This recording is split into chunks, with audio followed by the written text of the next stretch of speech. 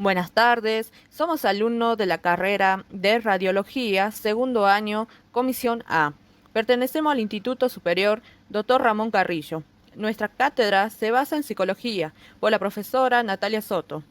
Nuestro grupo está conformado por Colque Miriam, Copa Rocío, Escalante Karina, Solís Nicolás, Suárez Melina.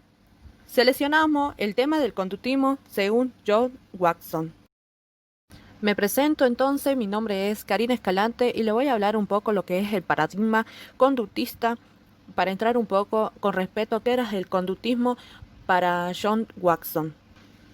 En la introducción nos vas a hablar de cómo el conductismo nace en la escuela fundada por el psicólogo estadounidense John Watson. Él se escribe en las escuelas llamadas objetivas en psicología, ya que postula como una posición esencialmente científica y objetiva del concepto de la ciencia de aquel entonces. Mientras que la psicología se centraba en los problemas de la conciencia en cuanto al objeto y en la introspección en cuanto al método. El conductismo recoge idea y se opone a esta concepción y formula una nueva postulación opuesta. La psicología ha de ser científica y para ser científica ha de ser ajustable a los criterios del método de la ciencia biológica. Su objeto, para que sea medible, observable, verificable, ha de ser un objeto ajeno. Su objeto no puede ser otro entonces que la conducta, y su método, la observación de dicha conducta bajo el control experimental. El conductismo surgió como una nueva postura en el campo de la ciencia y la investigación. Se consideraba entonces que podría conseguirse que la psicología sea una rama de la ciencia natural, pura y objetiva, definitivamente dejando a lado los criterios o los contenidos filosóficos y métodos introspectivos. Aparte de los antecedentes filosóficos y científicos, en particular del enfoque de Watson, hay un antecedente que son mucho más próximos a lo que tienen que ver con el desarrollo de la psicología animal. La psicología animal surgió a fines del siglo XIX como un derivado directo de las teorías de la evolución.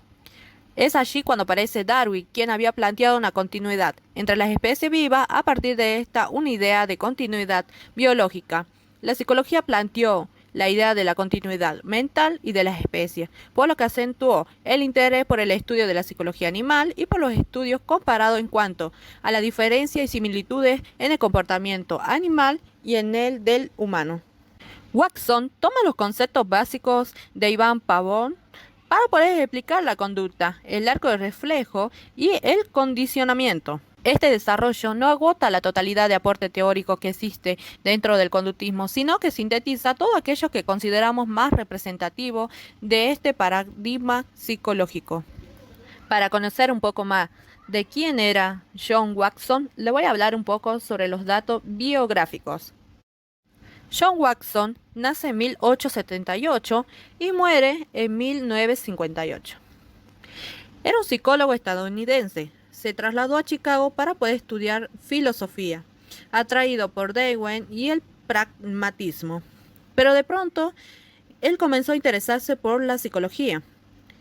En 1903 se doctoró y empezó a trabajar como asistente instructor en psicología animal. En 1907 pasó a la Universidad de Johns Hopkins, donde estudió los procesos sensoriales en los animales. Su convencimiento de que la referencia a contenidos de la mente y a la conciencia no podía someterse a ningún criterio objetivo y una problemática le llevó a la utilización de los únicos datos objetivos que existen en el análisis psicológico. En ese entonces, aquellos que proporcionaba la conducta exterior. En 1914 publicó él El conductismo como una introducción a la psicología comparativa, donde allí postulaba la observación directa de la conducta con el objeto de hallar conexiones entre ella y la filosofía. Durante los años 20 abandonó la actividad académica, aunque continuó publicando numerosos ensayos, entre los cuales se destacan la conducta en 1914 y el conductismo en 1924. ¿Qué es el conductismo?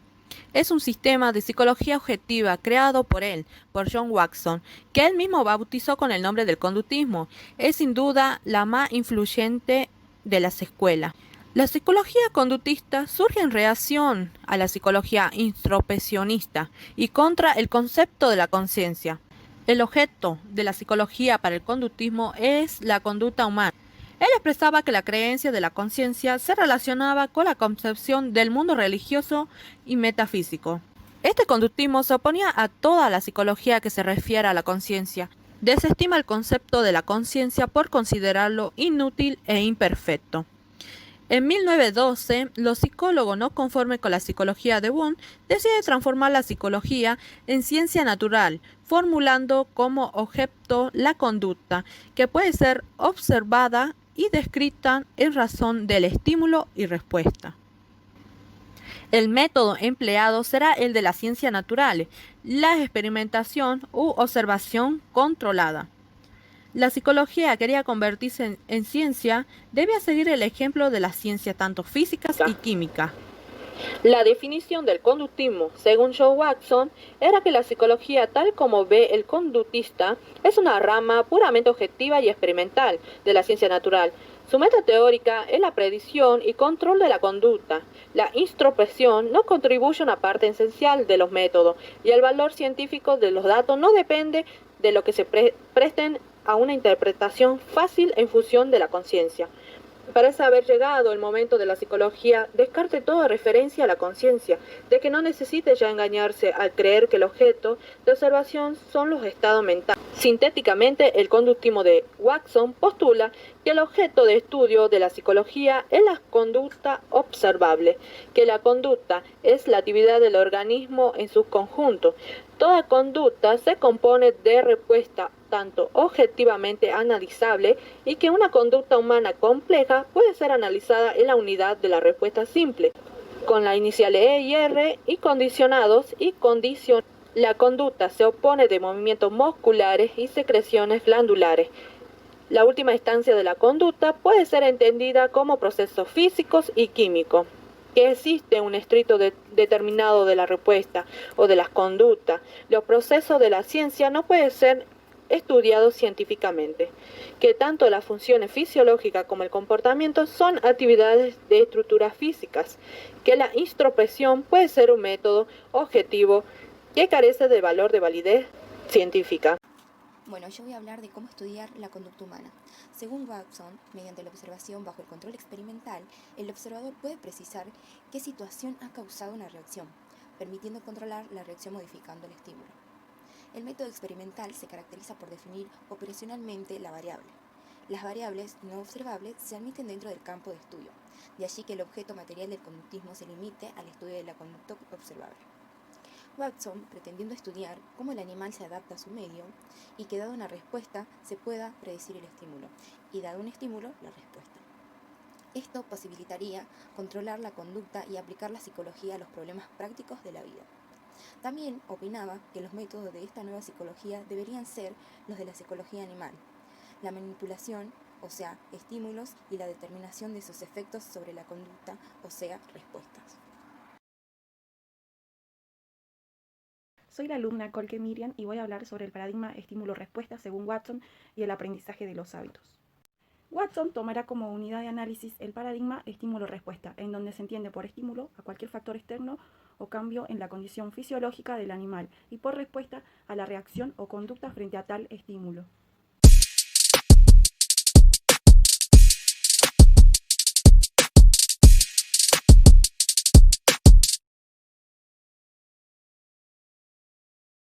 Uno, que el objeto de estudio de la psicología es la conducta observable.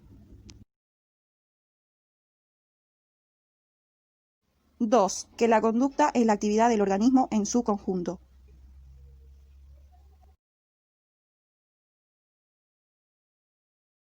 3. Que toda conducta se compone de respuestas objetivamente analizables y que una conducta humana compleja puede ser analizada en unidades de respuesta simple, estímulo, respuesta, incondicionados y condicionados. 4. La conducta se compone de movimientos musculares y secreciones glandulares, es decir, que en última instancia la conducta puede ser entendida como procesos físicos, químicos.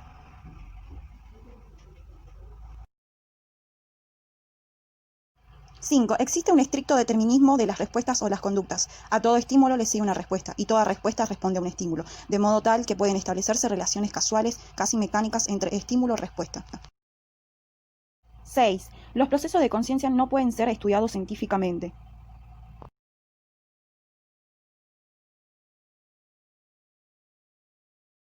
7. Que tanto las funciones fisiológicas como el comportamiento son actividades de estructuras físicas que como tales pueden ser estudiadas por los métodos objetivos y rigurosos de las ciencias naturales. 8. Que la introspección, por ser método subjetivo, carece de validez científica.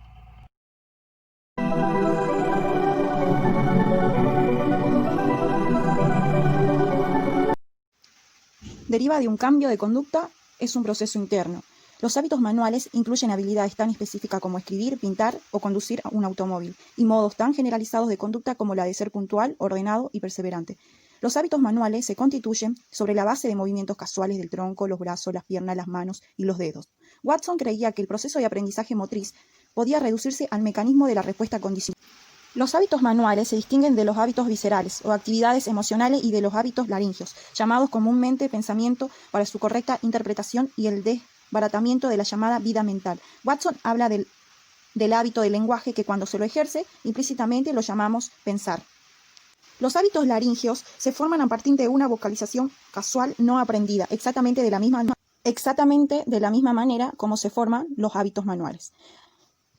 Según Watson, un hombre piensa, o sea, efectúa movimientos verbales implícitos exactamente como una rata realiza movimientos musculares explícitos en un laberinto. Al principio, el niño usa movimientos explícitos de lenguaje hablado, luego, en gran parte, debido a su ambiente social, aprende a reprimir su palabra explícita, a sustituirla por movimientos implícitos. Watson insistió al respecto de la importancia de los factores ambientales y señaló la intensa variedad de rasgos y hábitos humanos asociados con diferentes climas y culturas. Experimental de Watson basado en el reflejo condicionado, que es el comportamiento que se produce en respuesta a un estímulo. Parte del conductismo entra en íntima conexión con la psicología animal, que su primer precursor fue Iván Pavlov del condicionamiento clásico. Lo que constituyó la verdadera originalidad del conductismo fue estudiar al ser humano en la misma forma que se estudiaba a otros animales. Watson llegó a convencerse que los métodos de la psicología animal podían ser aplicados con provecho en la psicología humana. Esto significaba que se debía estudiar al hombre como un organismo de reacción, como un ser viviente que reaccionaba a la totalidad de su medio natural, físico y social. El condicionamiento proporcionaba un método objetivo para analizar la conducta. Así, el conductista debía comprender al ser humano, debía conocer cómo es tomea y su fisiología. Y puesto que la conducta es la actividad del organismo en su conjunto, el conductista se interesaba por tres aparatos, que eran los órganos sensoriales o receptores de estímulos, los órganos efectores o de reacción, que son todo el sistema de músculos y glándulas, y el sistema nervioso. Watson reconoció que el condicionamiento es la base de todo aprendizaje. Los hábitos serían combinaciones y cadenas de reflejos más simples. Para Watson, la especie humana, según su opinión, nace solo con un grupo reducido de reflejos, que son conexiones innatas entre determinados estímulos y sus respuestas. Watson creía que podemos crear y aprender nuevas conexiones, estímulo-respuesta, mediante un proceso de condicionamiento. Entonces, para Watson, el proceso de condicionamiento dado a partir de los reflejos innatos es el que explica la adquisición de pautas de conductas y hábitos cada vez más complejos. Es decir, que expresan que las conexiones estímulos-respuestas que forman el acto son reflejos condicionados. En resumen, cada respuesta produce sensaciones que se convierten en estímulos condicionados para la respuesta siguiente. De este modo se forma toda la secuencia de conexiones estímulos-respuesta condicionada. Mi nombre es Solís Nicolás, yo voy a hablar sobre las leyes de asociacionismo, que son ciertas actitudes, procesos que se relacionan y se asocian entre sí. Entre eso tenemos la ley de contigüidad, que son hechos que ocurren simultáneamente o sucesivamente entre sí. Se produce mediante un estímulo. Tenemos la ley de frecuencia, que son acciones que se vuelven frecuentes y son las más duraderas. Por ejemplo, el hecho de manejar un vehículo. Ley de recencia, son asociaciones más recientes y más duraderas y estables, que es decir, que es lo último que se realizó. Por ejemplo, algún acontecimiento, por ejemplo manejando, algún acontecimiento como alguna pinchadura de algún neumático, es un acontecimiento que va a dejar una ley de recencia, porque es lo último que se va a acordar el paciente, lo primero que se va a acordar el paciente al acordarse de que ha manejado ese día. Después lo que decía Watson y el proceso experimental que él realizó fue con niños, que durante los primeros 30 días eh, desarrolló su proceso experimental y descubrió que el niño tiene respuestas no aprendidas, como por ejemplo el estornudo, los movimientos oculares, la sonrisa, el hipo, el llanto, orinar, defecar, todos esos movimientos que vienen ya naturalizados. Por otra parte tenemos las respuestas emocionales evidentes a algún estímulo, que son el miedo, por ejemplo un sonido fuerte o la pérdida de la base de sustentación. Y el miedo se vincula con personas, lugares, objetos, ruido, todo eso. Después la ira. Tenemos el estímulo que la provoca, la obstaculización de movimientos corporales, como ser algún yeso, por ejemplo, eh, como ser un vendaje. Y después tenemos, por otro lado, otro estímulo que sería el amor, que responde, digamos, a ciertas conductas que tiene el humano con el bebé, digamos, como hacer caricias, cosquillas y demás. Y, y Watson lo reflejó con un niño llamado Albert y una rata blanca. Cada vez que el niño tocaba a la rata, se hacía un ruido de un acero, un golpe de acero. Todo esto le generó al niño, le generó miedo al animal. Es por eso que cada vez que lo veía el animal ya no lo quería ni acariciar y le tenía miedo. Lo mismo pasó con un conejo, le presentó un conejo y su respuesta fue negativa. Se le presentó un conejo, le presentó un perro, un saco de piel, algodón, y bueno, y todo fue una propagación de las respuestas emocionales condicionadas, es decir, negativas. La personalidad para el conductismo. Todas estas reacciones unidas construyen la personalidad, o sea que la personalidad para el conductista no es algo indefinible, sino un sistema de respuesta, la suma total de las reacciones de un individuo y sus tendencias a la reacción. Conocer una personalidad no es otra cosa que poseer información específica de sus hábitos de trabajo, educación, actitudes, hazañas, tendencias emocionales dominantes, adaptabilidad social, recreaciones y deporte favorito, vida sexual, reacciones a las normas convencionales, etc. No significa que una personalidad pueda analizársela de una vez para siempre. Esta cambia a medida que se descartan viejas reacciones y se adquieren nuevas. El sistema de la conducta, la personalidad completa, se organiza mediante un proceso de condicionamientos y los estímulos proporcionados por el cuerpo y el ambiente, tanto físico como social. Según Watson, mediante el condicionamiento podemos establecer las complicaciones, pautas y conflictos de la conducta de las personalidades enfermas. Corresponde al médico cambiar las personalidades del individuo enfermo. Para hacerlo, podemos desaparecer lo que hemos aprendido y aprender cosas nuevas.